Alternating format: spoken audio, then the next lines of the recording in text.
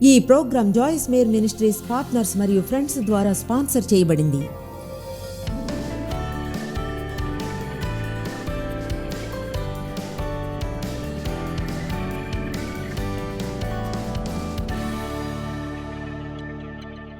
మనం పరిశుద్ధపరచబడ్డాం. దాని అర్థం మనం ఒక ప్రత్యేకమైన పవిత్రమైన యూజ్ కొరకు విడిగా ఉంచబడ్డాం.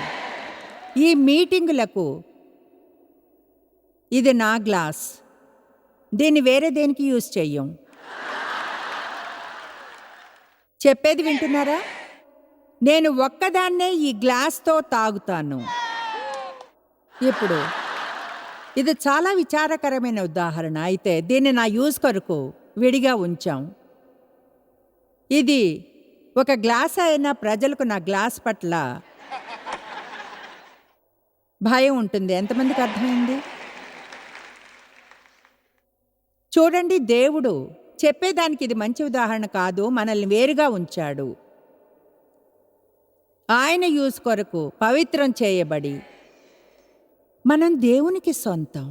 సర్వశక్తి సంపన్నుడికి, పరలోకమునందున్న మా తండ్రి, నీ నామము పరిశుద్ధపరచబడునుగాక.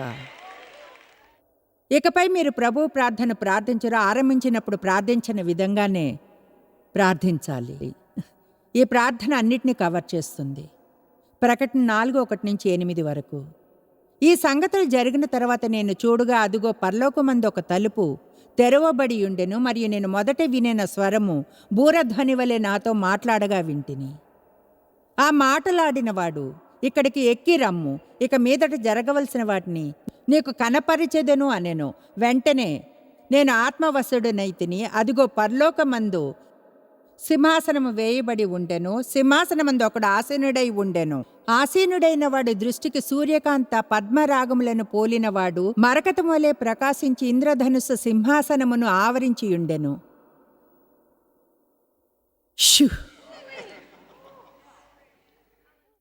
సింహాసనము చుట్టూ 24 సింహాసనములు ఉండెను.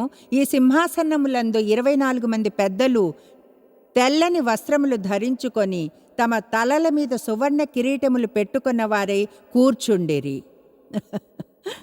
ఆ సింహాసనంలో నుండి మెరుపులను, ధ్వనులను, ఉరుములను బయలుదేరుచున్నవి.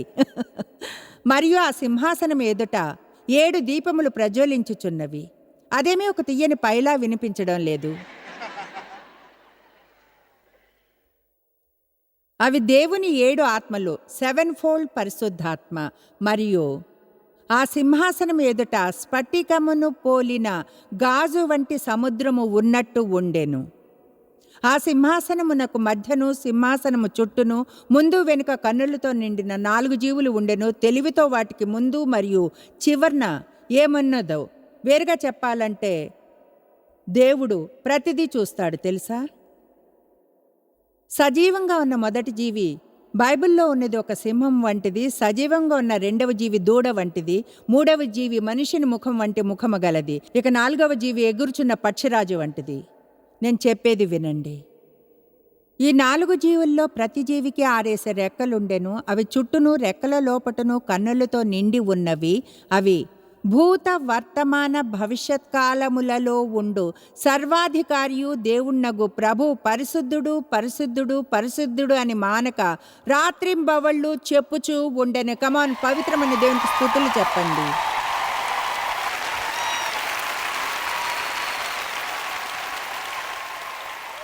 ఇప్పుడు నేను కూర్చుని మీకు దీని గురించి చెప్తాను. కూర్చొని చెప్తే కొంచెం మంచిగా ఉంటానేమో నాకు తెలియదు. చూడండి, మనకి గాని నిజంగా దేవుడెవరో తెలిస్తే, ఆయనెంత అద్భుతమైన ఆశ్చర్యకరమైన వాడో. మనం చేసే కొన్ని మూగ విషయాలు చేయడం ఎందుకు మానం?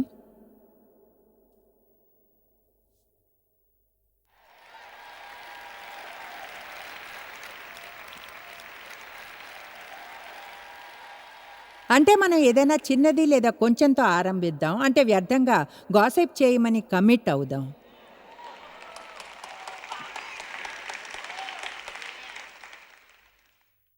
దేవుని సహాయాన్ని పొందడానికి ఏమైనా చేయడం గురించి మనం మాట్లాడుకోవడం లేదు. సరైన వాటిని చేయడం గురించి మాట్లాడుకుంటున్నాం. ఎందుకంటే ఆయన పరిశుద్ధుడు, ఆయనకు ఆ అర్హత ఉంది. మన స్తుతులకు ఆయన పాత్రుడు కనుక నిజమైన స్తుతులు వారానికి ఒకసారి వ్రాసి ఉన్న పాఠం చూసి పాడడం కంటే ఎక్కువ. ఆయన ఆత్మలోనూ సత్యంలోనూ ఆయన్ని ఆరాధించే వారి కోసం చూస్తూ ఉన్నాడు. ఆరాధకులు దేవునికై అన్నట్లు చేయండి. మనం పాయింట్ వద్దకు రానంత వరకు, ఈ పాయింట్ వద్దకు వచ్చినప్పుడు ఈరోజు చాలా గొప్పదే. దేవా, నీ దృష్టి అంతటా ఉంటుంది. నువ్వు ప్రతిదీ చూస్తావు. నేనెక్కడ ఉన్నా సరే నువ్వు నన్ను చూస్తావు. నేను నీకోసం జీవించాలి. నేను ఏం చేసినా అది నీకోసమే చేస్తాను. ఒకవేళ నాకు ఇక్కడ ఎలాంటి అభినందన పొందకున్నా దాన్ని నీకోసం చేస్తాను. ఆమేన్. ఓకే, చూడండి, నేను ముందుకు సాగకపోతే ఇక్కడే సాయంత్రం అవుతుంది. యెషయా అధ్యాయం 6:1-5 దేవుడు కనిపించినప్పుడు యెషయా రియాక్షన్ని చూస్తాం. 1వ రాజైన ఉజ్జియా మృతి నొందిన సంవత్సరమున అత్యున్నతమైన సింహాసనమందు ప్రభు ఆసీనుడై ఉండగా నేను చూచి తిని, ఆయన చొక్కాయి అంచులు దేవాలయమును నిండుకొనెను. అది దేవుని మహిమ దేవాలయాన్ని నింపడమే. ఆయనకు పైగా శరాపులు నిలిచియుండ్రి. చూడండి, ఆ పదం శరాపు అంటే భయంకరమైన కాలుతుండేవి అని. ఆయనకు పైగా శరాపులు నిలిచియండి. ఒక్కొక్కరికి 6 రెక్కలు ఉండెను. ప్రతివాడు 2 రెక్కలతో తన ముఖమును, రెంటుతో కాళ్లను కప్పుకొంచు రెంటుతో ఎగుర్చుండెను. వారి సైన్యములకు అధిపతియగు యెహోవా పరిశుద్ధుడు, పరిశుద్ధుడు, పరిశుద్ధుడు, సర్వలోకము ఆయన మహిమతో నిండి ఉన్నదని గొప్ప స్వరముతో గాన ప్రతిగానములు చేయుచుండిరి.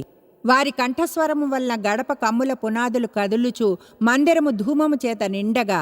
ఇదిగో ఇక్కడ యెషయా రియాక్షన్. యెషయా అన్నాడు, అయ్యో నేను అపవిత్రమైన పెదవులు గలవాడను, అపవిత్రమైన పెదవులు గల జనుల మధ్యను నివసించువాడను, నేను నశించి తిని. యెషయా అన్నాడు, నేను నశించి తిని ఏమీ చేయలేను. అతడు పనికిరావని చెప్పిన వాటి వలన అతను దోషి అయ్యాడు.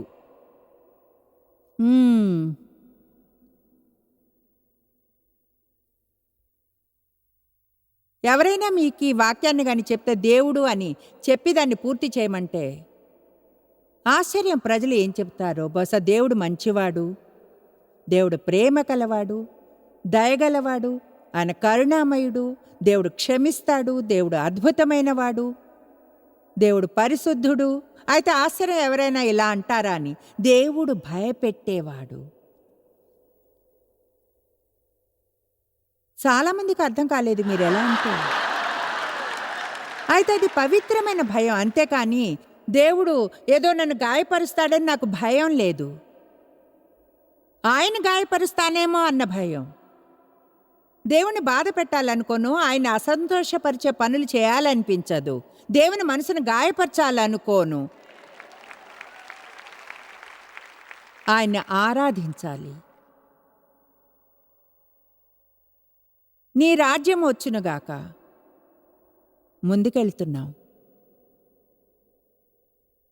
పరలోకమునందున్న మా తండ్రి, నీ నామము పరిశుద్ధపరచబడునుగాక. నీ రాజ్యం వచ్చునుగాక. దాని అర్థం ఏంటి? దాన్ని సింపుల్గా చెప్పడానికి, సంఘమా, తప్పిపోయిన వారి గురించి మనం మరింతగా పట్టించుకోవాల్సి ఉంది. అలాగే దేవుని రాజ్యపు ఎదుగుదలను గురించి ఎప్పుడు మనం కోరుకునేది పొందుతూ ఉండడం కంటే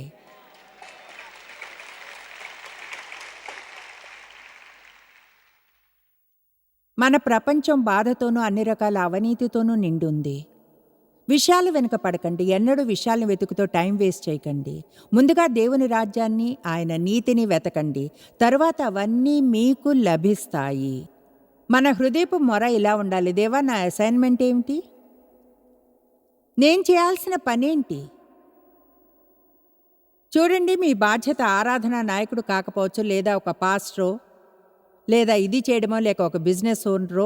మీకు ఇవ్వబడ్డ పని చర్చిలో టాయిలెట్స్ క్లీన్ చేయడమేమో. అయితే ముఖంలో చిరునవ్వుతో చేయండి, దేవునికై చేస్తున్నట్లుగా. ఎందుకంటే ఎవరో ఒకరు చేయాలి, మీరెందుకు కాకూడదు? ఆమేన్. ప్రజలు నాతో ఇలా అన్నప్పుడు నాకు ఇష్టం. అది నా అసైన్మెంట్. దేవుని నుంచి మన అసైన్మెంట్ ఏమిటో తెలుసుకోవాలి. ఇప్పుడు మీ పని మీ బిడ్డల్ని పెంచడమేమో, గొప్ప భార్యగా ఉండడం. ఇప్పుడు మీ అసైన్మెంట్ గొప్ప తండ్రిగా ఉండడమేమో. అయితే చూడండి, ఇప్పుడు మీ అసైన్మెంట్ చర్చిలో తండ్రి లేని ఒక బిడ్డ వద్దకెళ్ళి అతన్ని చేరదీయడమేమో.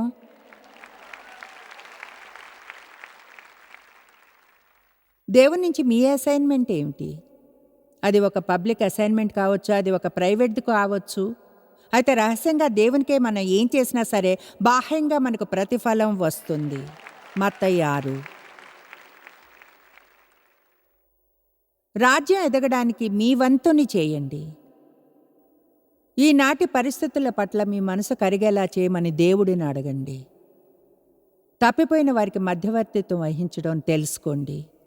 బైబిల్ చెప్తుంది భూమి అంతా మూలుగుతూ ఉందని. దేవుని కుమారుల విమోచన కొరకు నిరీక్షిస్తుందని. మీ సంగతి నాకు తెలీదు, కానీ నేను దీన్ని తప్పుగా చెప్పాలనుకోను. సంతోషంగా ఉన్నాను. అయితే ఏమిటో తెలుసా? ఇక్కడ సంతోషంగా లేను, ఈ భూమి మీద తృప్తిగా లేను. ఎందుకో తెలుసా? నేనిక్కడ దాన్ని కాదు, అలాగే మీరు. ఇది మన గృహం కాదు, ఇది మార్గం మధ్యలో వచ్చే చోటు. ఇక్కడ ఏ ఒక్కటి పూర్తిగా మనల్ని 100% తృప్తిపరిచేది లేదు. అలాంటప్పుడు ప్రపంచంలోని విషయాలు మనల్ని తృప్తిపరచాలని ప్రయత్నించడం మాని ఇక్కడ చేయవలసిన పనులు చేయవచ్చుగా. అంటే దేవుని మహిమ కొరకు జీవించేలా.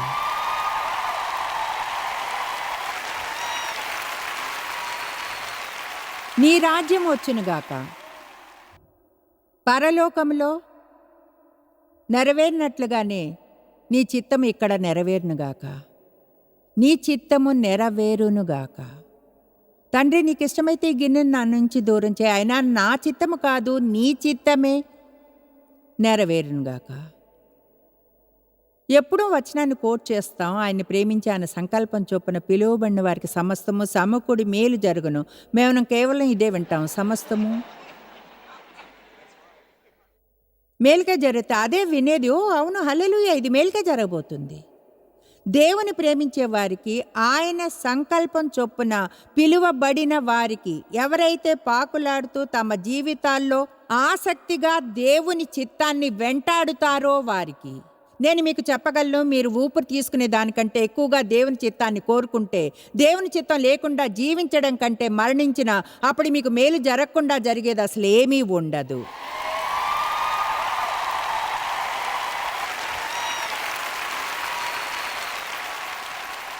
మీలో కొంతమంది నాకు తెలుసు చాలా కాలంగా వస్తున్నారు నాలానే. ఒకలా మీరు నాలాంటి వారి ప్రపంచ విషయం నుంచి దూరం అయ్యారు.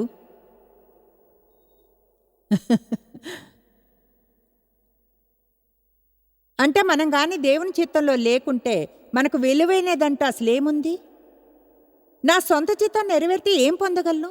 అది నాకు సంతోషాన్ని ఇవ్వదు. నేను అక్కడికి వెళ్ళాను, అలా చేశాను. చూడు దేవా, నాకు పెళ్ళవకపోతే సంతోషంగా ఉండలేను. దేవా, జీవితం అలానే సాగితే సంతోషం ఉండదు. దేవా, నాకు పిల్లలు లేకపోతే సంతోషంగా ఉండలేను. దేవా, ఈ బిడ్డలతో సంతోషంగా ఉండలేను. మంచి జాబ్ దొరకకపోతే సంతోషంగా ఉండలేను. ఇంకా పెద్ద ఇల్లు లేకుంటే సంతోషంగా ఉండలేను. మీరు ఏం పొందినా సరే సంతోషంగా ఉండలేరు.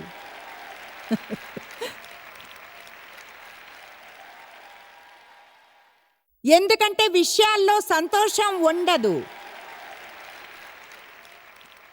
యేసులో మాత్రమే ఆనందం ఉంది. మనం ముందుగా రాజ్యాన్ని వెతికినప్పుడు ఆయన అన్నీ చేకూరుస్తాడు. మనం అంతగా పట్టించుకోము. నేనేం పొందుతానో చెప్పనా? దేవుడు నా కోసం ప్రత్యేకమైనవి చేసినప్పుడు చక్కలిగింత కలుగుతుందా? ఆయన ఎప్పుడు చేస్తాడు. అయితే వాటిని వెంటాడకుండా ఉంటే బాగుంటుంది.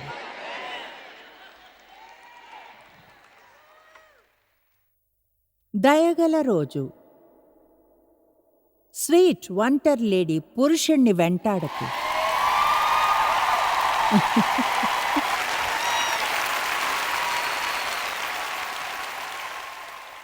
దేవుణ్ణి వెంటాడు. పురుషుడు నిన్ను వెంటాడేలా ఆయన చేస్తాడు.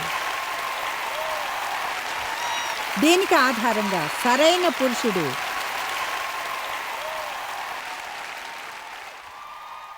యేసు అన్నాడు, నేను త్రాగే దాన్ని నువ్వు త్రాగగలవా? మీకో విషయం చెప్తాను. దేవుని చిత్తం ఎల్లప్పుడూ చేయడం ఈజీ కాదు. అదంతా ఫన్ లేదా గేమ్స్ కాదు. అయితే ఎక్కువసార్లు మహిమ వద్దకు చేరే ముందు ఎక్కువగా మూలుగు ఉంటుంది. ఆమేన్. మనం బాగా ఆనందిస్తున్నాం. ఇదొక భయంకరమైన సందేశం. అయితే చెప్తున్నా, ప్రజలు నేనేం చేయమని చెప్తున్నాను, గాయపరిచిన వారిని క్షమించమని, ఫలానా వారిని గురించి చెడుగా మాట్లాడకండి అని. అప్పుడు గుర్తించా,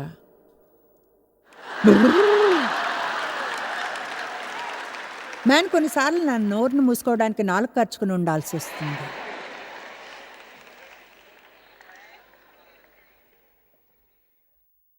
ఇది దేవుని చిత్తము కనుక 1 తెస్సలోనికయులకు 4:3 మీరు పరిశుద్ధులగుటయే, అనగా మీరు జారత్వమునకు దూరముగా ఉండటయే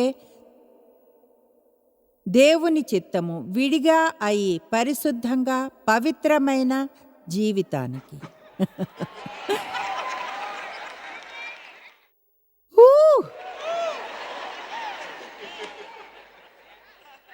షు! మీలో ప్రతివాడును దేవుని ఎరుగని అన్యజనుల వలె కామాభిలాషయందు కాక పరిశుద్ధతయందును ఘనతయందును తన ఘటమును ఎట్లు కాపాడుకొనవలెనో అది ఎరిగి ఉండుటయే దేవుని చిత్తము. అది ఎరిగి ఉండుటయే దేవుని చిత్తము.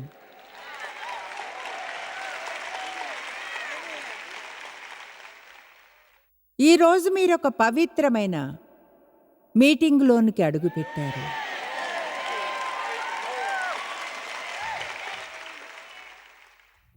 ఎంతమంది ఏకీభవిస్తారో అర్థం చేసుకోండి. ఒకవేళ మనం వేరే ప్రతిదాంతో పాటు దీన్ని వినకుంటే మనం స్వయంగా ఒక పెద్ద లోతైన సమస్యలో పడతాము అని.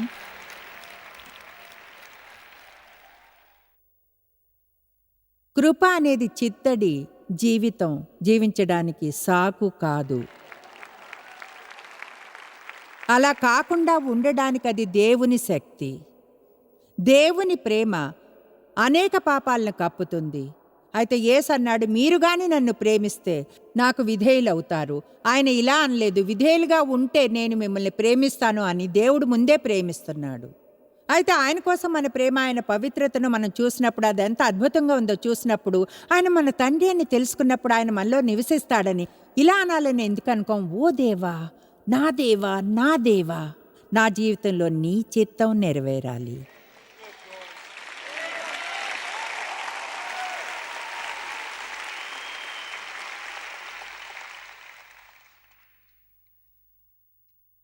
పరలోకమునందు నీ చిత్తము నెరవేరినట్లు ఇక్కడ నెరవేరునుగాక. మా అనుదిన ఆహారం మాకు దయచేయి. యెహోవా జీరే మనకిచ్చు ప్రభువు. మీరు కానీ ఇశ్రాయేలీయులకు ఇవ్వబడ్డ మన్నా కథను కానీ చూస్తే అది రోజుకొకసారి వచ్చింది. ఆ రోజుకి సరిపడినంత రోజుకు ఒకసారి. మీకు తెలుసా, దేవుడు రోజుకు ఒకసారి ఆయన నమ్మడం నేర్చుకోవాలంటాడు. ఒకసారి ఒక క్షణం కొరకు, రోజుకి ఒకసారి దేవుణ్ణి ప్రతి ఒక్క రోజు నమ్మడం. రేపటిని గురించి ఆతురత పడకండి, చింతించకండి. ఎందుకంటే రేపటి కావాల్సిన చింత, బాధ రేపటికి ఉంటుంది. దేవుడు మనకిచ్చేవాడు. వాళ్ళు కానీ అవసరం కంటే ఎక్కువ చేర్చుకుంటే కుళ్ళిపోయి కంపు కొట్టేది. మన అవసరాలు ఎన్నో, దేవుడు వాటన్నిటినీ తీరుస్తాడు. మనకు తప్పనిసరిగా కావలసిన వాటిల్లో ఒకటి బలం, ఆత్మిక బలం. మనకు ప్రోత్సాహం కావాలి, శాంతి కావాలి, ఏర్పాట్లు కావాలి, తోటివారి సహవాసం కావాలి, జ్ఞానం కావాలి, మనకు తెలివి కావాలి. మనకు కావలసిన ప్రతిదీ దేవుడిస్తాడు. నా దేవుడు ధారాళంగా ఇచ్చిన ప్రతి అవసరతను తీరుస్తాడు. మా కచ్చి ఉన్న ప్రతి వారిని క్షమించుచున్నాము కనుక మా పాపములను క్షమించుము. దేవుడు నిజంగా అలా చేయాలనుకుంటారా? బహుశా మీరు చెప్పింది వినలేదు. మీరు అందరినీ క్షమించిన విధంగానే దేవుడు కూడా మిమ్మల్ని క్షమించాలనుకుంటారా? అది ఆయన వాగ్దానం. దీన్ని గంభీరంగా తీసుకోవాలి. నేను ఆ గ్రంథాన్ని వ్రాయలేదు, నా వైపు అలా చూడకండి. మత్తయి 6:12 మా రుణస్థులను మేము క్షమించిన ప్రకారము క్షమించిన అప్పులను వదిలివేసి వారిపై కోపాన్ని వదిలిపెట్టినట్లు మా రుణములు క్షమించము. మత్తయి 6:14-15 మనుషుల అపరాధములను మీరు క్షమించిన ఎడల వారి కోపాన్ని చేసిన పాపాలను వారిని వదిలిపెట్టి వారిని వెళ్ళనిచ్చి మీలోని కోపాన్ని వదిలివేస్తే మీ పరలోకపు తండ్రియు మీ అపరాధములను క్షమించును. మీరు మనుషుల అపరాధములను క్షమింపకపోయిన ఎడల వెళ్ళనీయకుండా కోపాన్ని వదిలివేయకుంటే మీ తండ్రియు మీ అపరాధములను క్షమింపడు. మనం ఇదంతా ఎక్కువగా వినం, అవునా?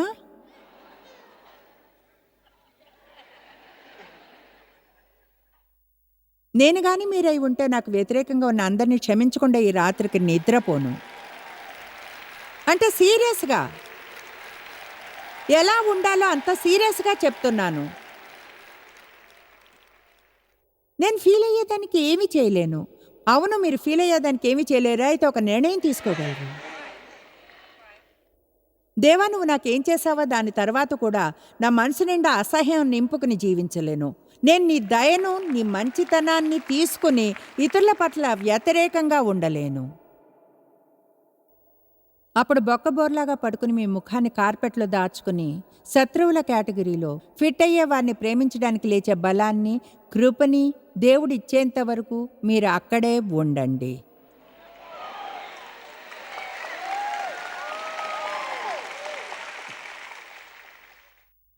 ఇంకొక రోజు ఉంటే బాగుంటుంది.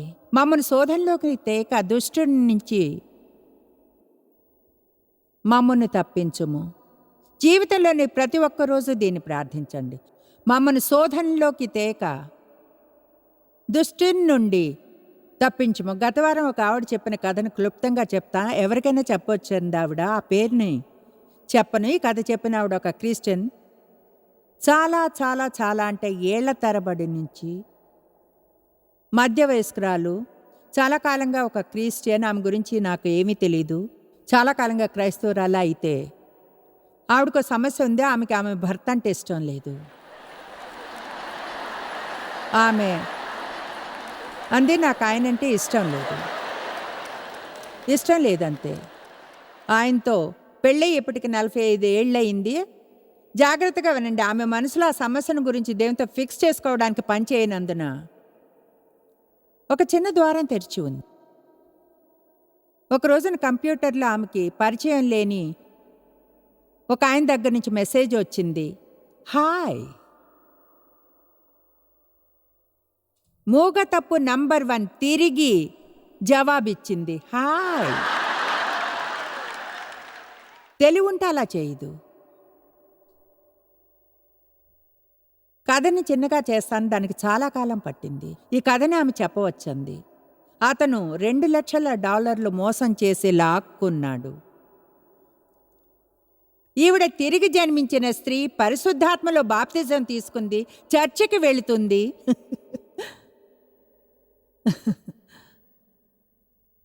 మీకో విషయం చెప్తాను. మన మనసులో విషయాలుంటాయి. ఆ చిన్న విషయాల్ని ఇగ్నోర్ చేయకండి. చిన్న నక్కలే ద్రాక్షని పాడు చేస్తాయి. దేవుని ముందు మనసుని శుభ్రంగా ఉంచుకోవాలి. ఎందుకంటే ఉంచుకోకుంటే అపవాది దాన్ని మీకు వ్యతిరేకంగా వాడతాడు. ఇప్పుడు ఈ స్త్రీ అలా చేశానంటే నమ్మలేకపోతున్నాను. ఏమిటో తెలుసా? తెలివి లేకపోవడమే. జీవితంలోని ప్రతిరోజు తెలివి కోసం ప్రార్థించండి. దేవా, దుష్టుని నుండి కాపాడు, చెడ్డవారిని నాకు చూపించు, నాకు సరికాని వారి నుంచి దూరంగా వెళ్ళడానికి సహాయం చేయి. సహాయం దేవా, నిజమైన నా ఫ్రెండ్ ఎవరు కారో చూపించు. శోధనలో పడకుండా ఉండేలా సహాయం చెయ్యి. బాధతో శిష్యులు నిద్రపోయారు. యేసు అన్నాడు, శోధనలో పడకుండా ఉండేలా నిద్ర మేల్కొని ప్రార్థించలేరా? అతిపెద్ద శోధనలో పడిపోయేంత వరకు నిరీక్షించకండి. మీరు పెద్ద భావుకమైన గందరగోళంలో ఉన్నారు. ప్రతిరోజు ప్రార్థించండి. మమ్మల్ని శోధనలో పడకుండా చూడు, దుష్టుడి నుండి కాపాడు. ఎందుకంటే అలా చేయడానికి శక్తి నీ వద్ద మాత్రమే ఉంది.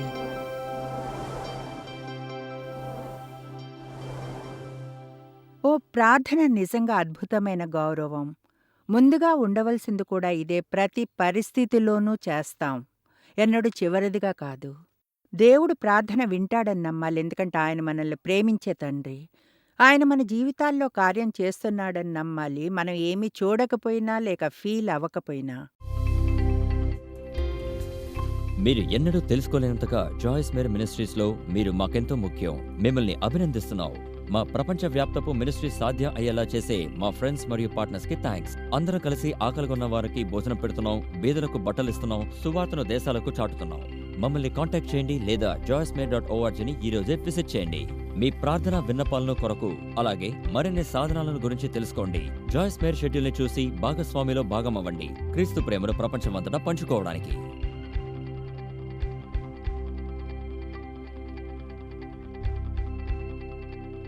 ఈ programme Joyce Meyer Ministries partners మరియు ఫ్రెండ్స్ ద్వారా స్పాన్సర్ చేయబడింది.